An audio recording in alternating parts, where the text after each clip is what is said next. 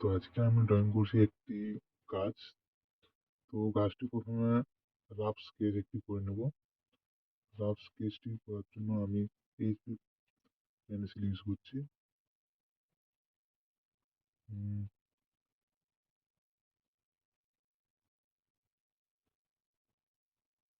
তো guys finally আমাদের rough sketch complete হয়ে গেছে।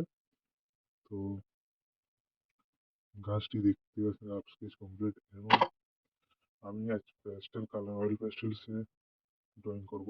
তো প্রথমে আমি ব্ল্যাক কালারটি নিয়ে ভালো করে মার্চ করে দেবো চারিদিকটা গাছের পাতা অনুযায়ী স্ট্রোক দিয়ে দিয়ে। তো স্ট্রোক দিয়ে দিয়ে গাছগুলো খুবই সুন্দর হয়, পাতাটা স্ট্রোক হয়, তাই স্ট্রোক দিয়ে দিয়ে কাজটা করতে বেশি ভালো লাগবে, রিয়েলিস্টিক লাগবে। তো দেখুন পুরোটা।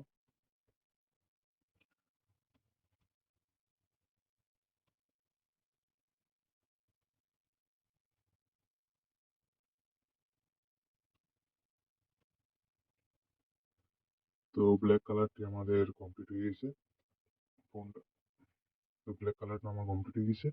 এরপরে একটু প্রচুর ডিপ বোঝানোর জন্য আমি ক্রিলিন ব্লু ইউজ করবো। হালকা হালকা ক্রিলিন ইউজ করবো। তো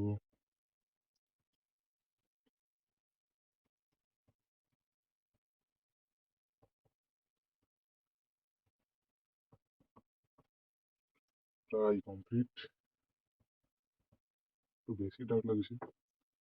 তো ডার্ক পরের পর সেটিংটা দিয়ে আমি ঠিক স্ট্রোক অনুযায়ী স্ট্রোক দিয়ে যাবো। ব্ল্যাকে যেভাবে স্ট্রোক দিলাম ওইভাবেই ঠিক স্ট্রোক দিব। তো আমরাও দিচ্ছি, তোমরাও দিবে। তো এই গাছটি দেখতে খুবই সুন্দর লাগবে। ফাইনালটা দেখুন।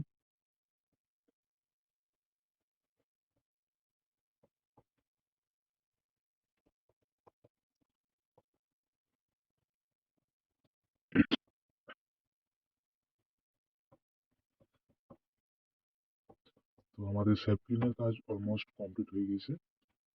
এরপর আমরা ডিপ ইউলো দিয়ে ওইটি কচি কচি পাতা বোঝানোর জন্য ডিপ ইউলো হালকা করে দিয়ে দেবো।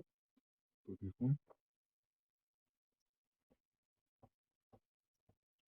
কচি পাতা বোঝানোর জন্য হালকা করে ডিপ ইউলো দিয়ে দেবো। গাছটা দেখতে রিয়েলিস্টিক লাগবে। Wild life drawing.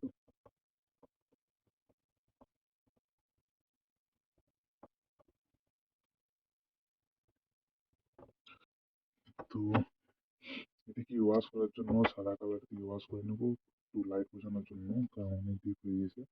তো কোনো ব্যাপার নেই, তাকে হালকা ওয়াশ করে নিলেই ঠিক হয়ে যাবে। তো দেখুন।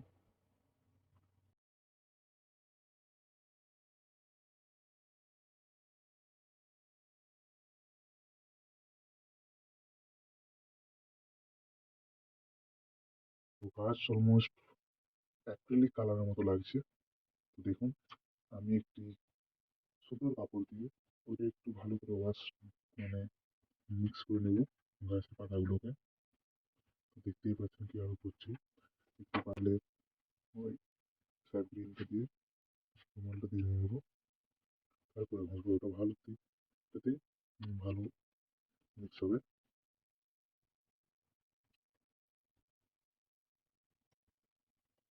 তো প্রায় আমাদের গাছের পাতা কমপ্লিট। এরপর গাছের গুঁড়িটা করবো। তো গাছের গুঁড়িটা করার জন্য ফার্স্ট আমরা ব্রাউন ব্রাউনটিকে নেবো, ডার্ক ব্রাউনটা।